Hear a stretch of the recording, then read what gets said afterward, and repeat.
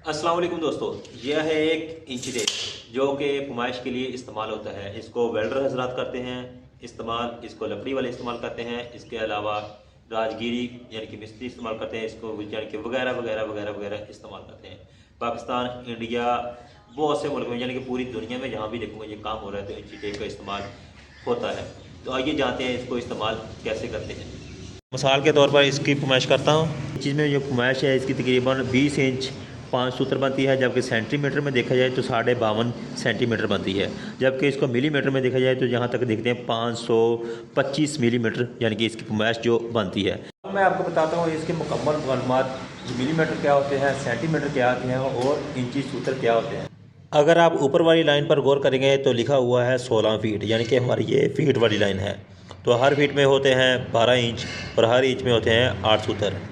यहाँ पर 2 से लेकर 3 तक आपने गौर करना है, देखना है जो बड़ी लाइनें हैं यहाँ पर देखना है 1 सूत्र, ये 2, ये 3 सूत्र, ये 4 सूत्र, ये 5 सूत्र, ये 6 सूत्र, ये 7 और 8। ठीक लाइन है यहाँ पर गौर करना है, ये सवा सूत्र, आधा सूत्र, पौना सूत्र और यहाँ पर हमारा होता है सूत्र मुकम्मल। 1 इंच, 2, 3, 4, 5, 6, 7, 8, 9, 10 यहाँ तक फुट आ गया। यहाँ पर उन्होंने लिख दिया है कि 1 फुट यानी कि मुकम्मल हो चुका है। यहाँ पर देखेंगे तो 1 foot 1 inch, 1 foot 2 inch, 1 foot 3 inch, ऐसे ही 4, 5, 6, 7, 8, 9, 10, 11। इसके बाद यह 2 फुट हो गया, 24 हमारा मुकम्मल। नीचे वाली लाइन है सेंटीमीटर की और मिलीमीटर की। तो सबसे पहले सेंटीमीटर समझते हैं। ये सेंटीमीटर लिखे हुए हैं 1, 2, 3, 4, 5, 6, 7, 8, 9, 10 ऐसे ही। जब ये 100 तक जाती है, 100 मीटर 100 सेंटीमीटर हो तो 1 मीटर बन जाता है।